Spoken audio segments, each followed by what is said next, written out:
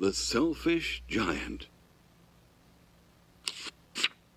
Once upon a time, there was a beautiful garden where children would play every day after school.